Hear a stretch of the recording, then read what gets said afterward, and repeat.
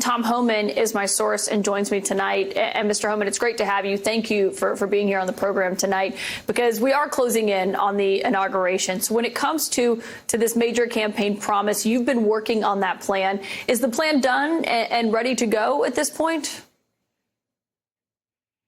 No, I'm still working on it. I got the general framework written up, and I'm working with other folks on it. But by the time the inauguration happens, the plan will be baked, and we'll be ready to launch the day of the inauguration. How much of it would you say is done so far? What does that process look like? Well, look, I'm looking at the number of people that were released in the United States by this administration. I'm looking at how many of aliens have been already deported by the Immigration Court. How many are out on ATD that have orders? How many are currently in detention that have orders? And looking at what the level, the time level of some of the hearings are going to be in certain jurisdictions of the country. How many criminal aliens? Yeah. We know there's over 700,000 illegal aliens with criminal convictions on the streets of this country. So that'll, of course, be a priority. So I'm looking at a lot of different data sets to figure out where and when and how we're going to do this. So how many days after Trump is sworn in before this effort to carry out the mass deportations begins? I know you said it starts on day one, but after how many days will we actually start to see that happening? Day one. Day one will be ICE officers across the country will be out on the streets. Right out of the gate, President has made it clear, and I've made it clear, the priority right out of the gate is public safety threats and national security threats. And there's plenty of them.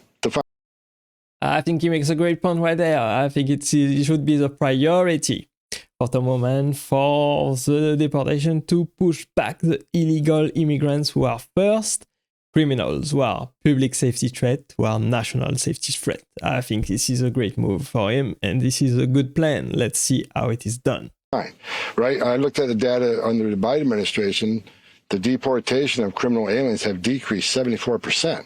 So we have all those folks that the Biden administration failed to deport, plus you got this over 10 million encounters on the southern border that they came across. We got a lot of them to look for too. So the public safety threats are plenty, and it's going to keep us busy.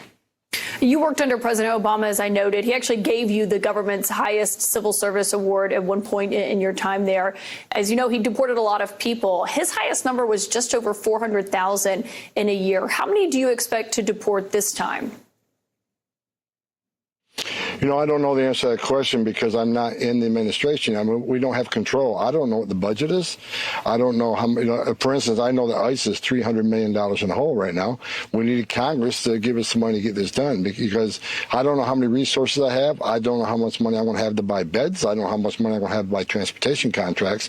That's why it's imperative on Congress and reconciliation to give us money we need to do this. I think the mandate given by the American people from the election is they want this done. A majority of Americans think this is the right thing to do. A vast majority of Americans think public safety threats that are here illegally should be removed. So it all depends on the funding I get from the Hill. I think this is a very, very smart answer for him. It all depends on what Congress allows him to do with the budget that he allocates to the deportation of illegal immigrants. That totally makes sense to me. So you haven't gotten any briefings from people at the Department of Homeland Security right now to tell you what that looks like as far as the number of ICE agents or the number of beds available to you? No, I know the current number of beds available. I know how many agents are there right now, but I'm looking, we need many more detention beds than what are currently available. I mean, on the Trump administration, we had over 55,000 people in detention in any given day, and they're down to less than 30,000 now. So I know there's a certain amount of beds that are available, but we're going to need many more beds. The landing teams have just started working with the agencies and departments, so we'll be gathering information, a lot of information next couple of weeks, which will help me in my planning process. How many more beds do you think you'll need?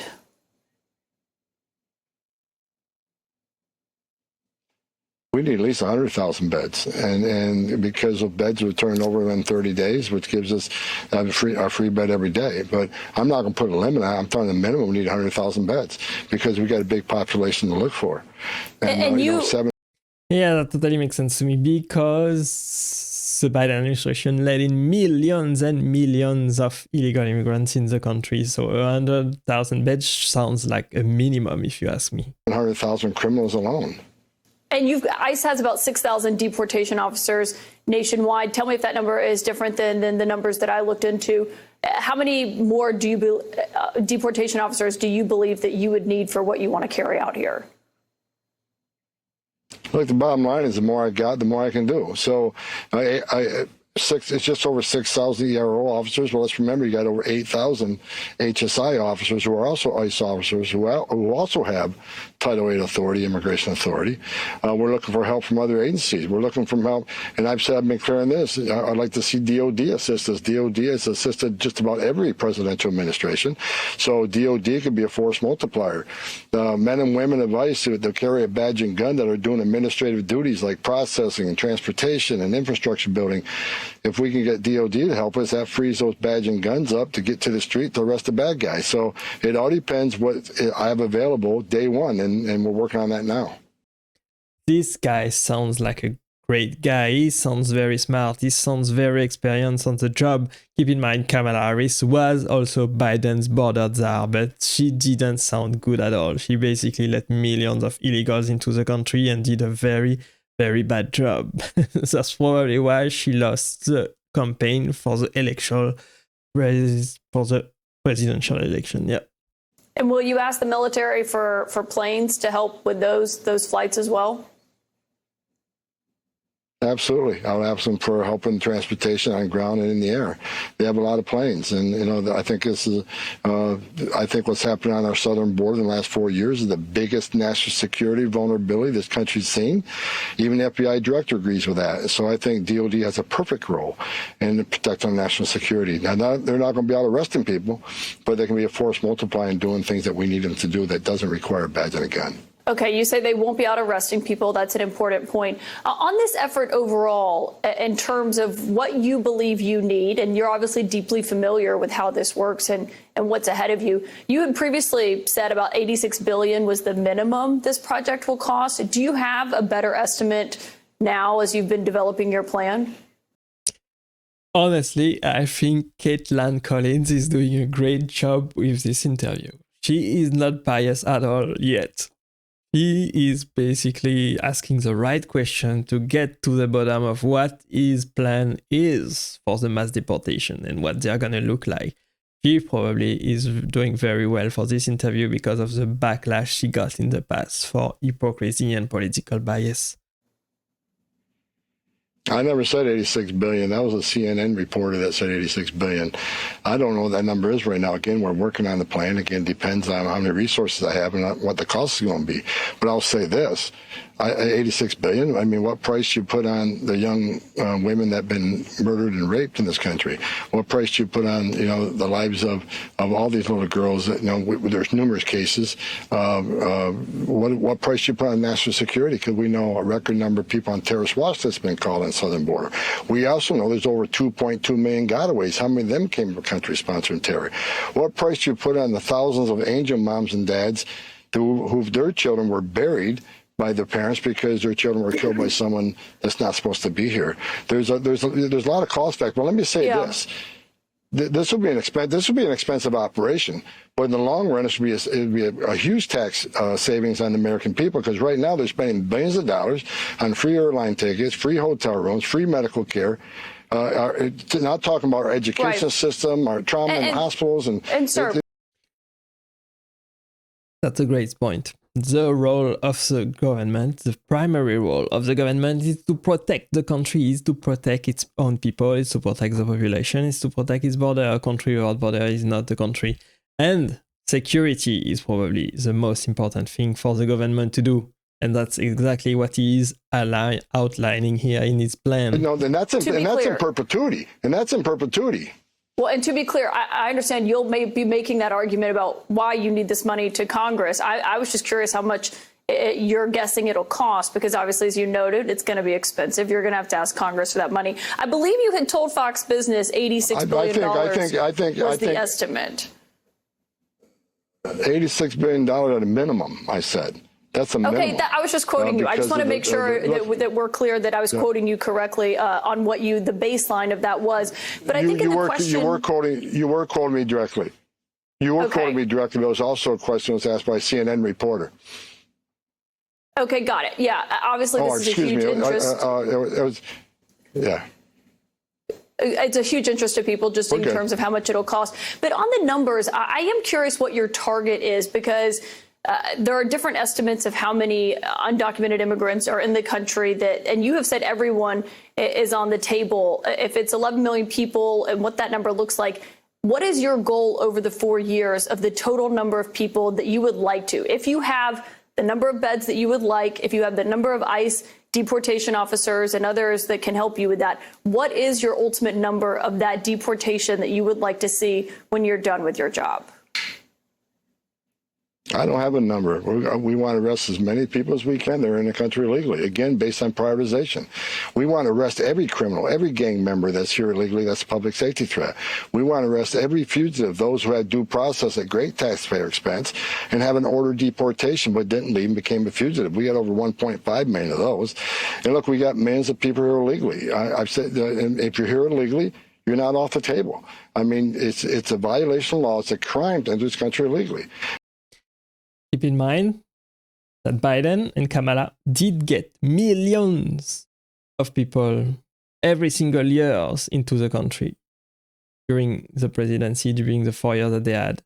And now, if he wants to send all illegal immigrants back, he's going to have probably to do millions of deportation every single year. Keep in mind, he only has 4 years during the Trump presidency to do his job. So if he wants to send everybody back, he's going to have to do millions of deportation every single year. And that sounds very difficult to do to me. And after we give you, but you don't have a number that you'd like to see 1 year from tonight. You don't have a number that you'd like to say, this many people have been deported on my watch. No, I don't have a number. I want to arrest as many people as we can with the resources we have. Want to be the most efficient we can based on prioritization. There's no limit. And we are back now with President-elect Donald Trump's pick for his border czar, Tom Homan, and Mr. That sounds very good to me. If you ask me, that was a great plan. So let's see what people are saying in the comments. 14th Amendment doesn't say that a child born here to illegal aliens is an automatic citizen. Yeah, what if the person doesn't want our citizenship? If this happened in reverse, we would say they are our citizen, meaning to American are in France for whatever reason and have a kid, this is an American kid first. Same thing here. Yeah. Sorry, you lose, you say, okay. Coming News Network is CNN. People are not happy with CNN at all. Kaitlan knows her career is about to take a huge hit. Her smirk is revolting. If you broke the law and came in illegally, you should go. Yeah, I agree. I think immigration is a great thing. I think there should be tons of immigrants everywhere, but they have to do so with the law, in accordance with the law. So the illegal immigrants should basically go back and come in legally. I'm all for a country that accepts legal immigrants en masse, because we need the economy to run, we need jobs, we need skilled workers, we need people that are willing to defend the country and work hard and do great things into the country, right? In every single country. But they have to do so in accordance with the law. So I'm all for flexible laws that allow immigration to happen legally, but everything illegal should be illegal and should be stopped. Hopefully, we will find a peaceful resolution to this problem, and hopefully we'll be able to do his job and protect the public safety and national safety and neutralize any threats that may have occurred or got into the country. Thanks for watching and staying with me. Let me know what you think under the comment section into this video, and I will see you in the next video. Thanks for watching. As always, click here to watch the next video. Bye bye.